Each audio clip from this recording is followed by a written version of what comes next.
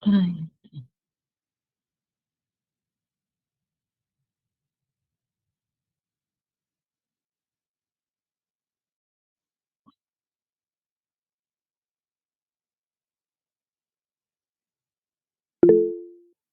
ah,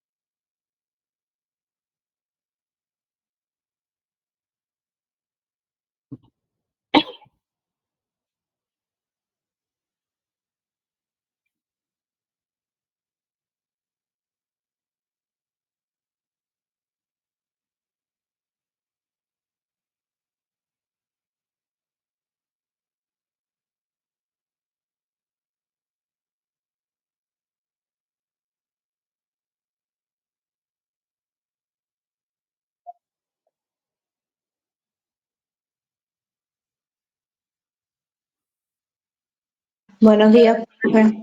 hola, ¿cómo le va, Karina? ¿Cómo anda? Bien, ¿usted? Bien, hace un rato que llegué. Uy, me imagino, recansada. Sí, bueno. Buen día, Ay, permiso. hola, buen día, ¿cómo va?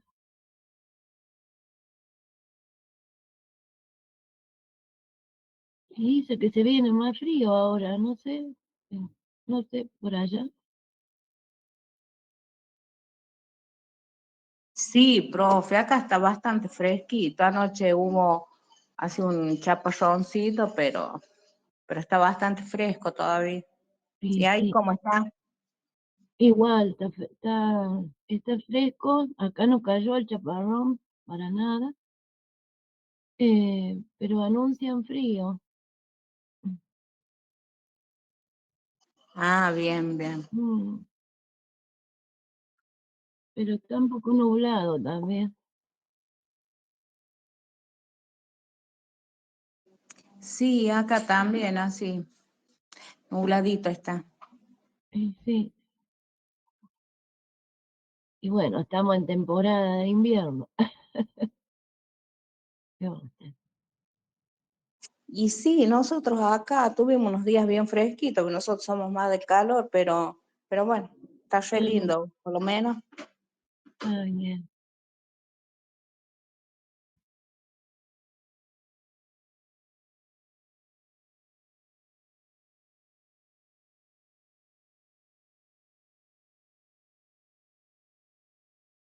Mm.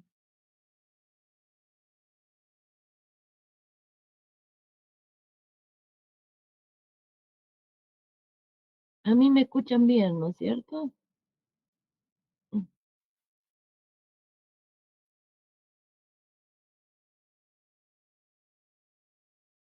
Eh, Se me escucha bien, ¿verdad? Sí, profe. Bueno, está bien. Bueno,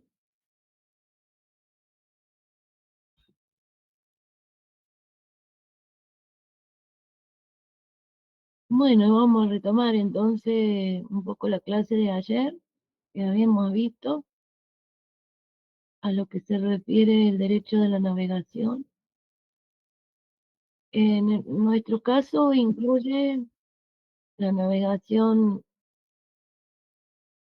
marítima, lacustre y fluvial, siempre que las aguas en estos últimos dos casos sean navegables. ¿Y por qué digo esto?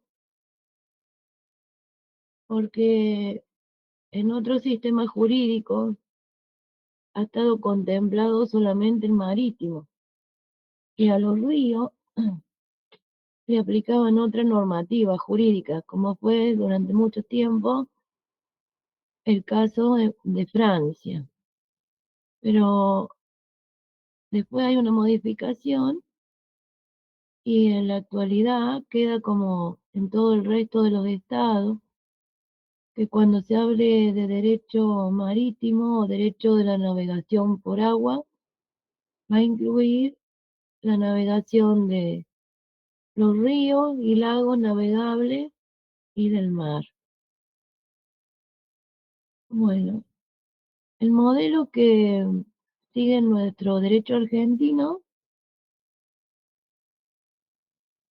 eh, primero había sido el Código de Comercio de 1804, pero después esto fue hasta 1973. Y después de 1973 se redacta la ley de la navegación, la va a redactar Atilio Malvani. Le van a hacer un encargo en 1959, 1960, que redacte un proyecto de ley de la navegación y lo redacta en solo 2 años y después pasa a consideración de distintas cámaras. eh, y va a estar en espera por lo menos 10, 12 años, hasta que se lo va a aprobar al proyecto. Si bien él fue rápido en hacer el proyecto, fue lerda la aprobación porque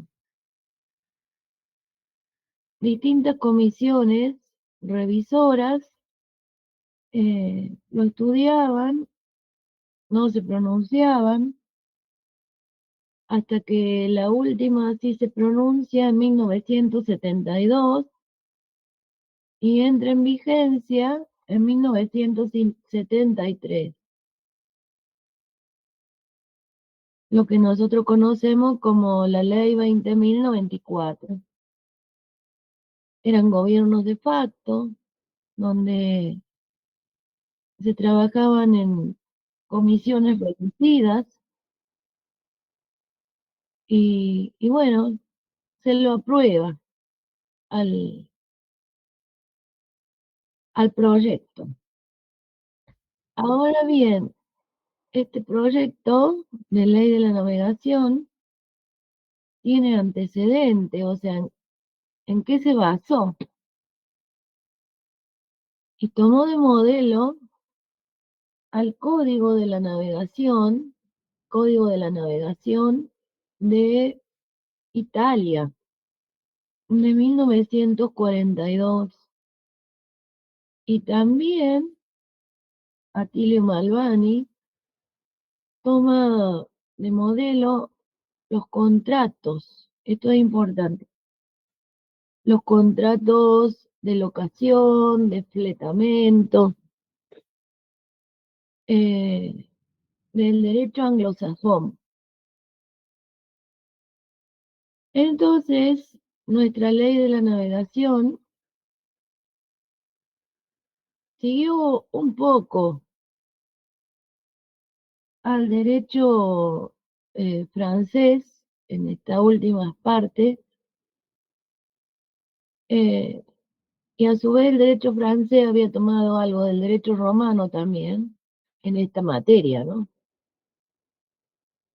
Y de las distintas costumbres eh, en la navegación, costumbres universales.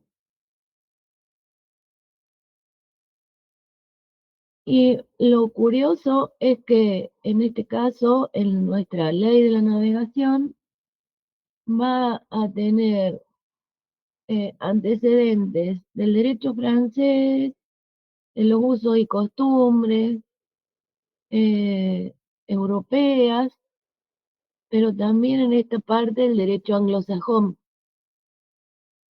Y el derecho anglosajón es distinto al derecho romano, al derecho francés, porque en estos dos últimos se sigue un sistema, y un sistema, eh, todo su contenido tiene relación en todos los sentidos, vertical, horizontal y transversal. Y todas las instituciones están relacionadas cuando se las regula. En cambio, el derecho anglosajón es casuístico, se regula por casos, eh, basado más en la experiencia. Y bueno, entonces de esa mezcla que tenemos nosotros, resulta la ley de la navegación. Y esas diferencias que tenemos con la inclusión de derecho anglosajón en nuestro sistema de derecho romano, derecho francés, la vamos a notar en los contratos de utilización de buques y en los contratos de compraventa de mercadería. Entonces es muy importante hacer esta alusión a los antecedentes, vendría a ser. Los antecedentes del derecho de la navegación por agua en nuestra legislación. Y la mayoría de los códigos latinos, cuando uno dice latino, bueno, de habla hispana, francés también, siguieron el modelo del código francés. Eh, y otros países no, siguieron el modelo, como quien dice, el modelo del derecho anglosajón, que incluye Reino Unido, Estados Unidos, Australia, y bueno, todos aquellos países que fueron conquistados por los ingleses. Y hay otros sistemas, como el sistema germano, germano escandinavo, más adelante lo vamos a ver, y el sistema también, en ese sistema germano-escandinavo entrarían también los países asiáticos, como Rusia, por ejemplo. Lo importante de todo esto es qué modelo seguimos nosotros. Seguimos un modelo en principio francés, latino, pero con mezcla en la parte de los contratos de utilización de buques, así se llama, y de compraventa de mercadería, al derecho anglosajón. ¿Mm? Bueno, me busco agua y estoy de vuelta.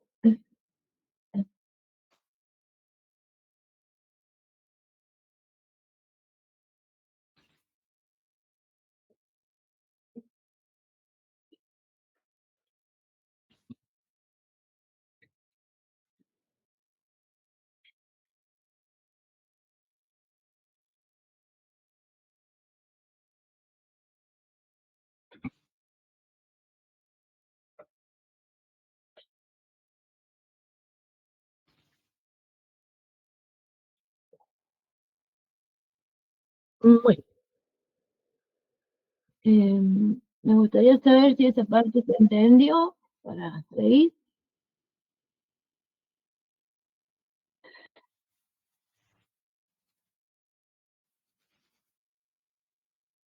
Si pudieron tomar apuntes.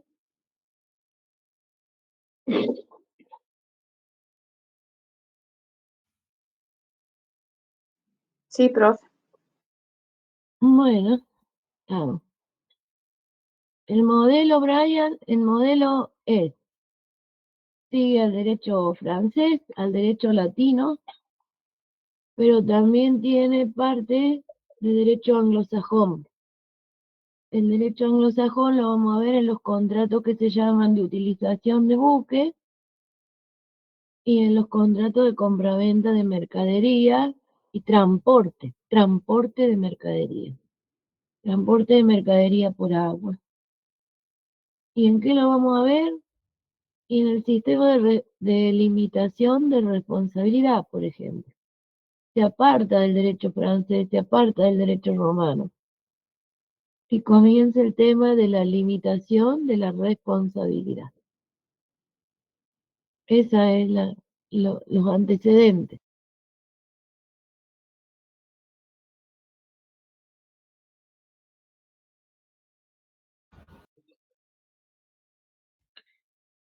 Bueno, esta, como dijimos ayer, es una materia que tiene ciertas particularidades porque tiene normas de, como dijimos, de derecho público, de derecho privado, eh, y lo principal es que tiene uniformidad en el tiempo y en el espacio.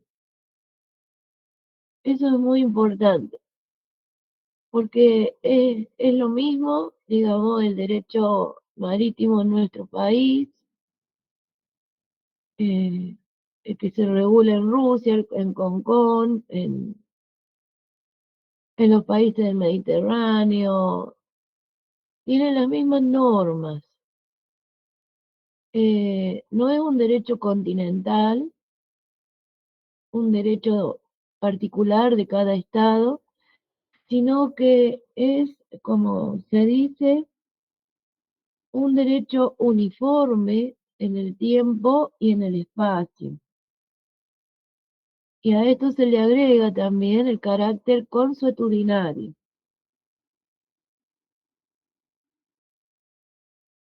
El carácter consuetudinario se debe a que se basa en usos y costumbres. Eh, las normas se crean, se plasman como normas jurídicas después, con el tiempo, pero lo que lo va a regular son los usos y costumbres unificados de los distintos puertos. Y esto nos da una característica de seguridad y tranquilidad, porque sabemos que el mismo derecho que regula a nuestro país en cuanto al derecho marítimo va a ser el mismo que de Uruguay, de la costa africana, de Afganistán, de los países asiáticos, mediterráneos. Se ha logrado a través de los usos y costumbres, que las normas que los estados van a crear después, cada uno, respeten esa uniformidad que hay en el derecho de la navegación por agua.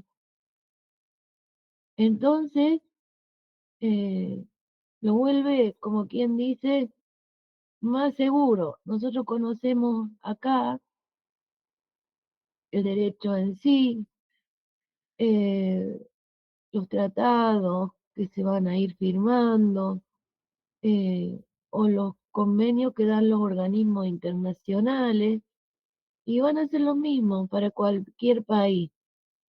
Es diferente a lo que es el derecho civil, por ejemplo. El derecho civil en un estado va a respetar los valores de ese estado, en cuanto, por ejemplo, a constitución de la familia, la libertad, la propiedad privada.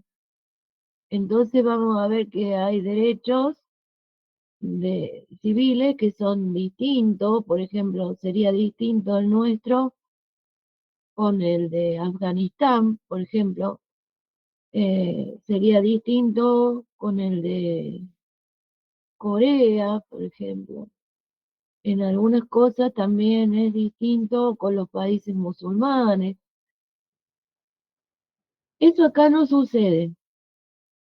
Eso acá directamente es el mismo derecho que se aplica. Bueno, entonces, para sintetizarlo, diríamos, si yo tuviera que, por ejemplo, decir tres palabras que puedo observar como características, como fundamentales del derecho marítimo, yo diría que es uniforme en el tiempo y en el espacio y que tiene un carácter consuetudinario. Tiende a ser lo que llamamos ayer universal, cosmopolita. Para poder entenderlo, es como decir, ¿y dónde nació el derecho de la navegación por agua? ¿Dónde nació este derecho marítimo? Y en el mar, y bueno, eh, al nacer, al tener como teatro, digamos, el espacio donde se va a originar es el mar, y el mar baña a todos los países de los distintos continentes, y bueno, es como decir, se impuso. Es el derecho del mar que al tocar cada una de las costas de los distintos países se aplica a eso, sin importar qué derecho civil o qué derecho penal se tenga en los países que el mar se acerca. El mar bañe sus costas. Entonces,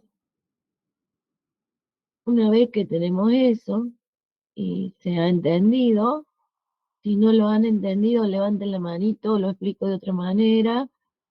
Y bueno, y si se entendió, continuamos.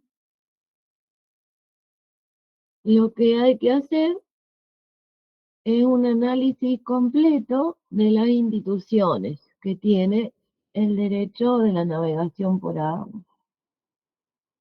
Y vamos a empezar por dónde, por el ambiente, dónde se desarrolla, Profe, ¿sí?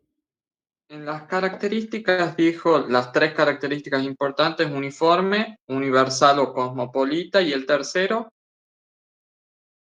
Consuetudinario, carácter consuetudinario, ¿sí? Gracias, profe. Y voy a agregar entonces algo más a estas características que nosotros llamamos así, para que yo pueda introducirlas y explicarlas. Hubo un autor francés llamado Pardesus, de la época de Ripert, eso lo tienen que haber visto en civil, a este autor, al Ripert. Pardesus decía que esas tres cosas eran un particularismo del derecho marítimo. Era algo muy particular de ese derecho y que no estaba en otro. Entonces esto nos va a dar lugar a desarrollar más adelante lo que se llaman caracteres. Voy a ver si lo puedo desarrollar hoy. Los caracteres serían otros 6 más. Y a esto le dejaríamos el nombre de particularismo según Pardesus. Una vez que está entendido que es la uniformidad en el tiempo y en el espacio, que tiene carácter consuetudinario, bueno, esta es una originalidad que es propia del derecho de la navegación por agua. Bueno, entonces pasemos a las instituciones con las que va a trabajar el derecho de la navegación por agua. Y una de las primeras características, digamos, uno de los primeros elementos, uno de las primeras instituciones en ese inventario que vamos a hacer es el ambiente. ¿Dónde se desarrolla esta actividad? Y bueno, esta actividad se desarrolla, como dijimos ayer, en un ambiente más o menos fluido y acá va a ser el agua, porque es derecho marítimo. Bueno, entonces, el mar va a ser la principal característica de este ambiente.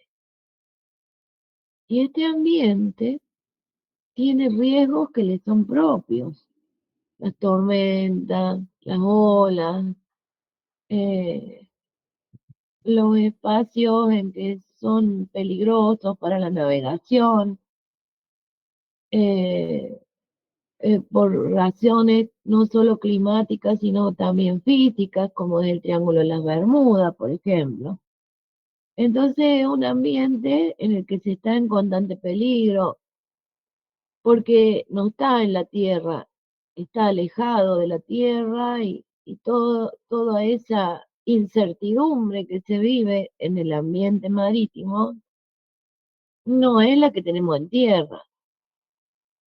Es más tranquilo vivir en tierra que andar en el mar, obviamente, por los peligros, por los problemas que puede llegarme a traer materiales, los problemas materiales y a su vez los problemas jurídicos. Y eso van a ser los que necesitan de una regulación normativa, los problemas que se me van a presentar en esa actividad. Y va a ser una regulación internacional, porque le voy a tener que dar la misma solución que le doy en el estrecho de Magallanes, se la voy a tener que dar en el estrecho de Hormuz o en el canal de Suez, con el canal de la Mancha, en fin. En el Mediterráneo, si hay un abordaje, un choque, le van a tener que dar el mismo tratamiento acá que en otro lado. Entonces esto nos lleva a un tema. Este ambiente del mar nos lleva a hacer una distinción que ustedes la han visto en público. Va a hablar de aguas jurisdiccionales y de las que no son jurisdiccionales y que le vamos a llamar alta mar, a las que no son jurisdiccionales. Y bueno, ¿y cuál es la diferencia? La diferencia es que en las jurisdiccionales va a regular el Estado, está bien. Y en las no, y en ese alta mar, y no, en alta mar el buque se va a regular por la ley de su pabellón, o sea, de la bandera que enarbola, porque el Estado que le dio la, la nacionalidad lo va a proteger y va a aplicar su legislación, o sea, la del Estado que lo registró y le dio la nacionalidad. Bueno, entonces ahí la soberanía en alta mar está restringida, está, porque cada uno de los buques se va a regular por su ley de la nacionalidad. Entonces, la soberanía de, de cada uno de los estados que están representados en cada uno de los buques que navegan en alta mar, solo la ley se va a aplicar a cada buque, al buque que pertenece a ese estado. Entonces, una zona en la que no hay soberanía de un estado exclusivo, vendría a ser una zona de libertad. Una zona de libertad, pero no una libertad absoluta, sino que está regulada a que cada estado respete la nacionalidad del otro buque. En una palabra, todo lo que sucede a bordo de un buque está regulado por la ley del Estado que le otorgó el uso del pabellón. Están sí obligados a una cooperación internacional. ¿Y de qué manera entonces van a cooperar? Y cooperan en que cada uno de los estados regula a su propio buque y que en ese espacio no hay legislación de un solo estado, sino que es todo compartido. Hay cooperación entre ellos. Y cuando aparezcan los buques extranjeros en aguas que son jurisdiccionales, también se van a hacer una autorrestricción los estados. Le van a permitir el paso inocente por las aguas del estado ribereño, que se llama. O sea, por las aguas, supongamos, las nuestras, nosotros que tenemos tanta costa, eh, por las aguas jurisdiccionales que van a ser hasta las 12 millas, una van a ser 12 millas marinas, le agregamos otras 12 más, 24, y le vamos a agregar otras más hasta llegar a las 200. En ese caso, eh, le van a tener que permitir el paso inocente a los buques. Es una autorrestricción del Estado. Bueno, eso en cuanto al medio. En cuanto al vehículo, el vehículo nos estamos refiriendo al buque. Cuando nosotros hablamos del buque, hablamos de un vehículo especial, está registrado, el Estado conoce de su existencia desde que está en construcción. Entonces, ¿por qué? Y porque es obligatorio inscribirlo desde que está en construcción y hasta que se lo desarma, hasta que llega al desarmadero, lo que en marítimo se llama desguace. Entonces, hay una intervención por parte del Estado desde que el buque comienza a construirse hasta que se hace el desguace. Es un bien registrable y hay un registro especial que se llama Registro Nacional de Buques. Bueno, ¿qué le va a dar este Registro Nacional de Buques?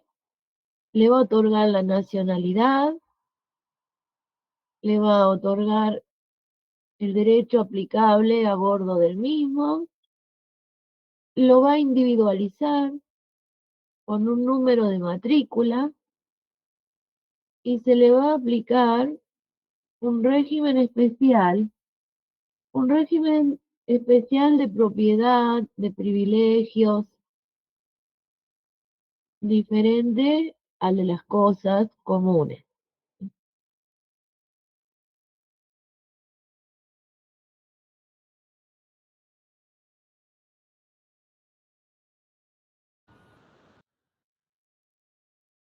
Ayer nombramos una... Sí, a ver. Profesora, ¿Cómo, Brian?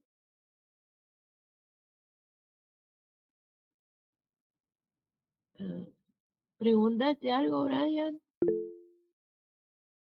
Ah, está bien. Ok. Bueno, entonces sigo. Cualquier cosa me manda un mensaje y me hace la pregunta. Entonces ahí tenemos al vehículo. Ese es el otro, ese es el otro instituto, digamos, eh, el otro inventario.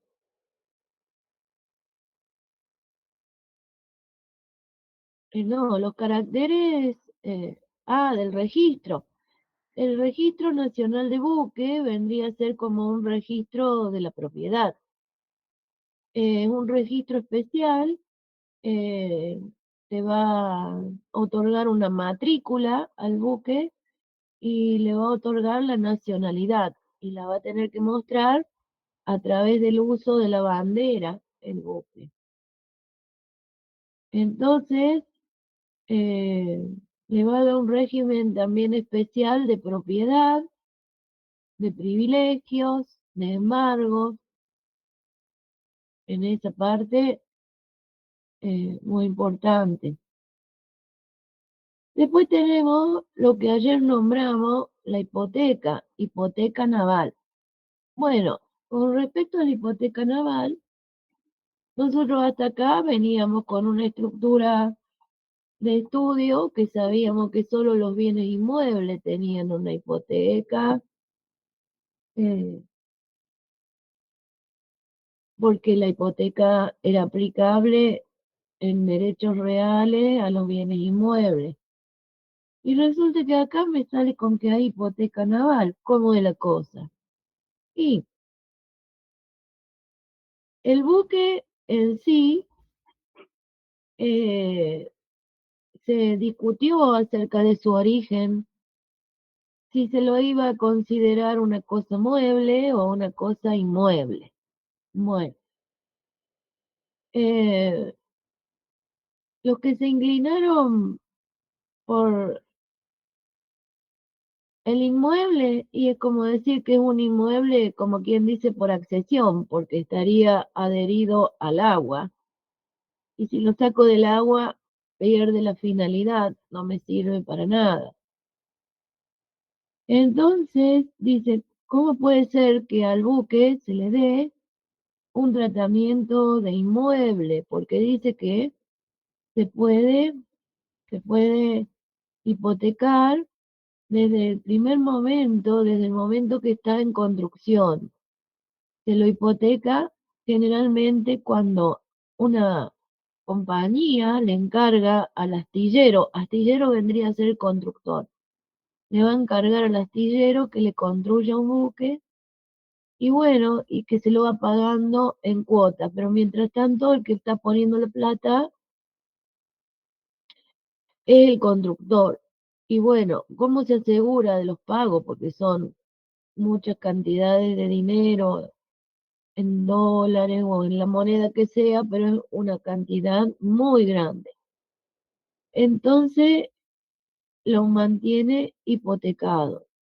Cuando termina de pagar, le saca la hipoteca, o sea, la hipoteca termina.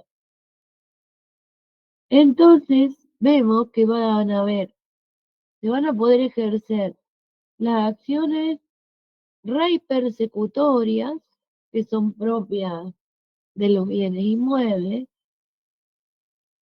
y de esta manera se lo utiliza a este ¿Qué acción, sistema. profe? Perdón.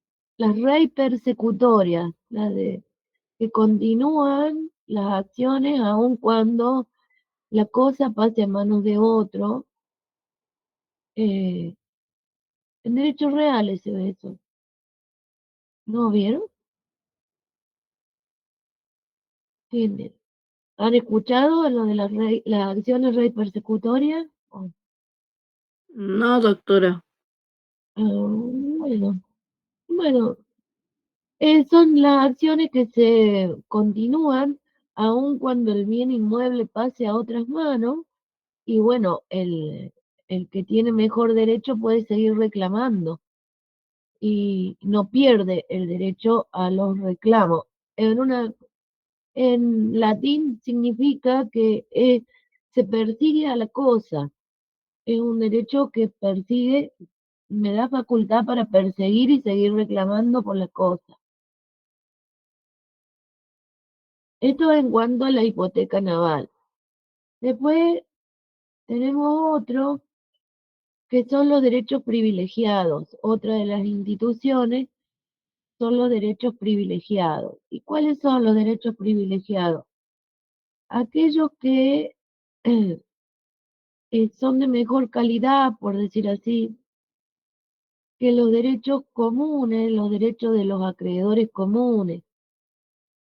Y los derechos privilegiados, en el derecho común, es primero en el tiempo, primero en el derecho.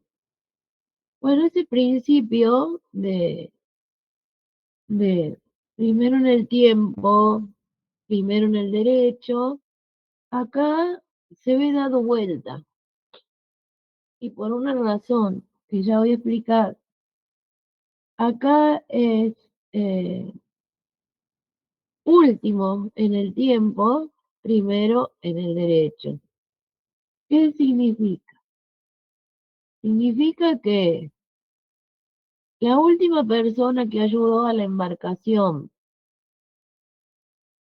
con víveres o con arreglos del buque, reparaciones o suministro de combustible y no le paga ahí nomás el, el armador del buque, sino que se lo va a pagar después, ese derecho que tiene el que le suministró lo que necesitaba, va a tener un privilegio. ¿Cuál? De ser pagado primero que todos los otros que fueron hacia atrás. Entonces supongamos que un buque entra en un puerto, compra mercadería, obviamente que se conocen los armadores, y contrae una deuda a pagar en 30 días. Bueno, va a otro lado, se le rompe la hélice y la hace arreglar en un astillero, no tiene plata. Dice, bueno, te pago dentro de 30 días también cuando llegue, pero ya tengo una diferencia y uno antes que ese. En el derecho común tendría que pagarle primero al que le fió primero y después a los otros. Acá hay un principio que se basa en lo siguiente. El último que me ayuda a mí a que pueda terminar con la expedición eh, o llegar al puerto, terminar con la expedición, ese va a ser pagado primero que los otros anteriores, los créditos de los otros anteriores que me han dado. Ya lo vamos a volver a ver, pero esa sería la diferencia de los privilegios marítimos. Y recaen, puede ser que recaigan sobre el buque o sobre la carga. ¿Ah? Esa es otra de las diferencias. ¿Se entendió esto? ¿Eh? Sí, doctora. Ah, bueno. Profe, Sí, una consulta. En este privilegio, ¿habría diferencias si, por ejemplo, se ayudó en víveres, en proporcionar los víveres, o si fue, por ejemplo, para el buque en sí, por ejemplo, el combustible? ¿Siempre va a ser el último que dio esta ayuda o va a tener que ver, por ejemplo, los víveres que podrían ser más importantes en alguna cuestión que el combustible? Ajá. Bueno, la pregunta, no, tiene que ver con el tiempo directamente. El último que me ayudó, ese hizo que yo terminara con la expedición y lograra llegar al punto de destino. Entonces, por ese solo hecho, es un principio del derecho de la navegación por agua. Ese que me ayudó y por fin yo llego, a ese le pago primero que a todos los otros. Y no tomo en cuenta, en un principio no tomo en cuenta si fueron víveres, si fue arreglo de la máquina. eh, Se toma en cuenta eso. Es un principio, como decíamos ayer, que los principios eran las notas fundantes. Vieron que nosotros dijimos que uno de los principios era eh, el buque en constante movimiento. A ver si se acuerdan de ayer.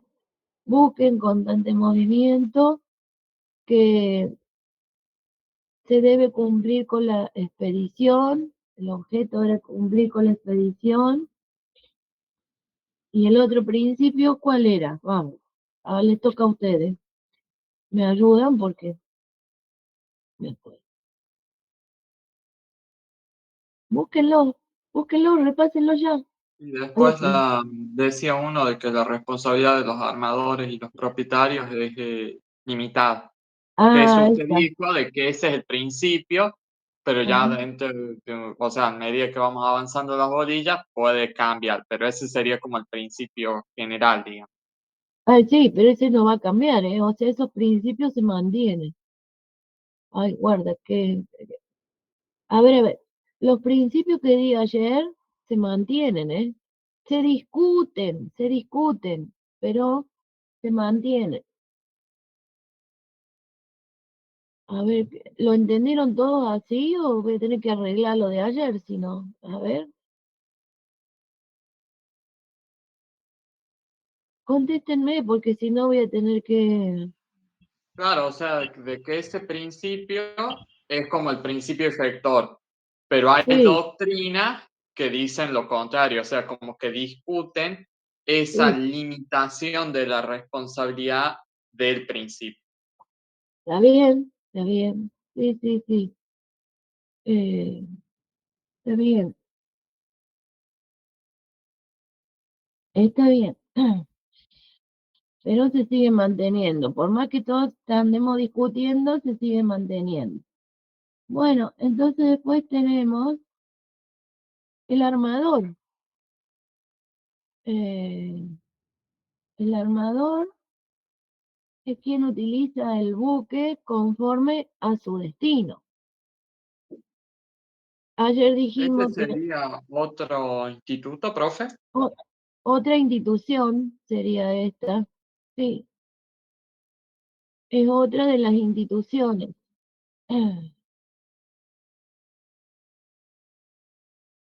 ¿Podría Eh, repetir, profe, armador, qué dijo?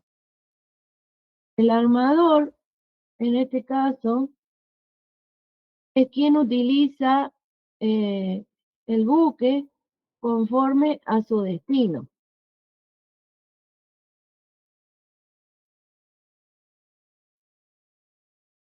Por ejemplo, si yo ayer hacemos la distinción entre propietario del buque y el armador. El propietario es el poseedor, el que tiene la nuda propiedad. Y este propietario, al ser, puede ser que sea una sociedad anónima, puede ser que sea una SRL. Entonces, tienen, tienen acciones los propietarios, nada más, acciones. Pero a ellos no les interesa hacerlo trabajar ellos mismos. En la práctica sucede que hay, por ejemplo, acciones compradas en algunos países por odontólogos, por médicos. ¿Y qué esto qué saben de navegación? No, paren. No le interesa la navegación para ejercerla, pero sí como un medio para tener acciones que son bien valuadas. Entonces, propietario podemos ser cualquiera, teniendo los medios económicos es cualquiera, pero el que va a ejercer la actividad navegatoria y con él le interesa llevar mercadería a distintos puertos, le interesa exportar, poner, y ocuparse de llevar. Yo llevo la mercadería y cobro un flete por eso, o eh, lo voy a ocupar al buque para llevar pasajeros. Y bueno, ese va a tener el nombre de armador. Ese va a ser el armador.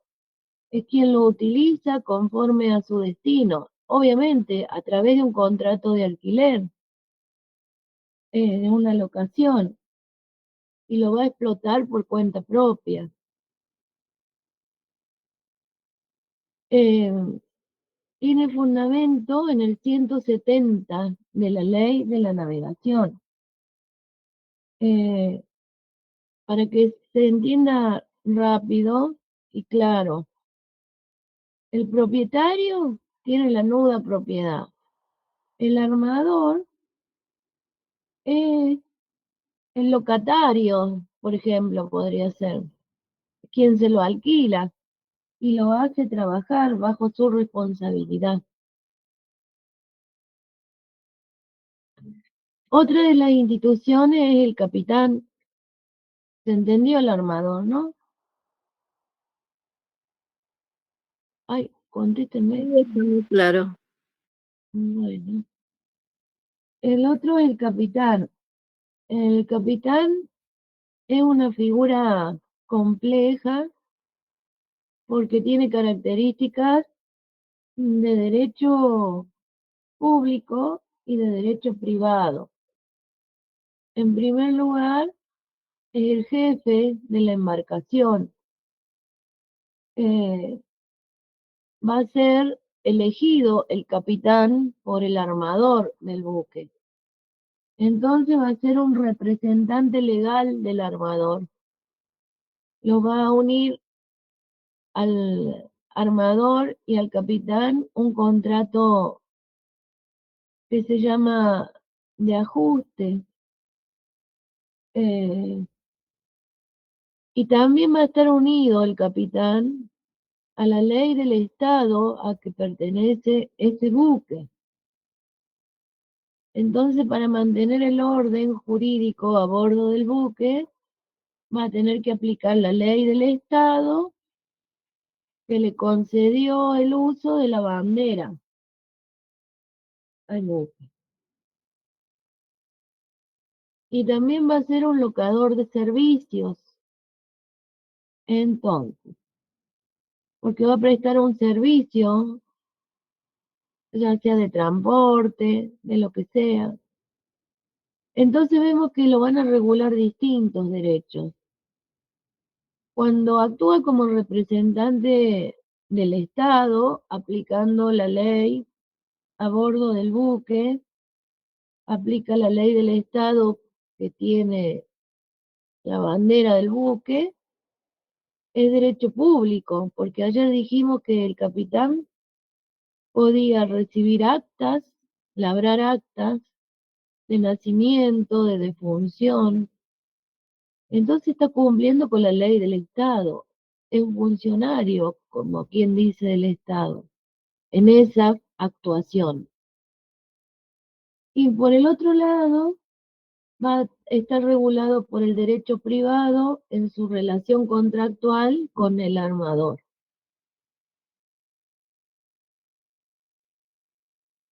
No sé si se entendió ahí. Si hay algo que no hayan captado, me lo dicen ya, entonces me vuelvo.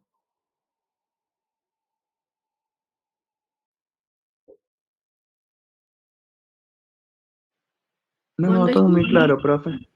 Cuando ejerce las funciones para labrar actos de nacimiento, de defunción, el capital, ese está aplicando el derecho del país al que pertenece el barco. Claro, claro, aplica el derecho al que pertenece el barco donde está registrado. ¿Y cómo sé yo? A simple vista. Le puedo mirar la bandera que lleva. Conociendo la bandera, sé a qué estado corresponde. Claro.